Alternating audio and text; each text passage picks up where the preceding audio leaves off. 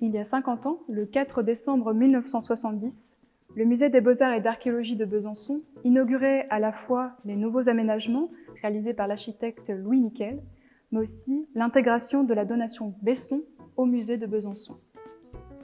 En effet, en 1963, et conformément à leurs engagements politiques, Georges et Adèle Besson, tous les deux originaires de Saint-Claude, décident de rendre leur collection artistique accessible à tous en les donnant à l'État.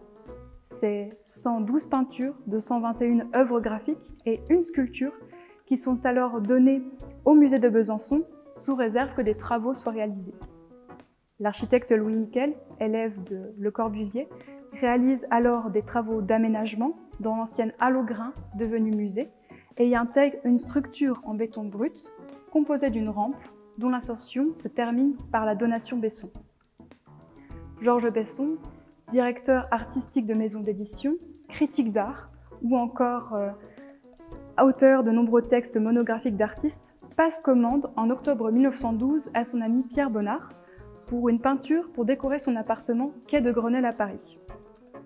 Pierre Bonnard est un artiste majeur du XXe qui a su développer son propre genre artistique, marqué par des thèmes liés à la vie quotidienne ou encore la volonté de rendre la peinture vivante. C'est le cas ici dans cette peinture. Il s'agit de la place Clichy. L'atmosphère des grands boulevards est transcrite dans l'œuvre et nous remarquons que le spectateur est en fait ici placé face à des tables et des serveurs. Nous sommes à l'intérieur du café et nous observons l'agitation de la place Clichy.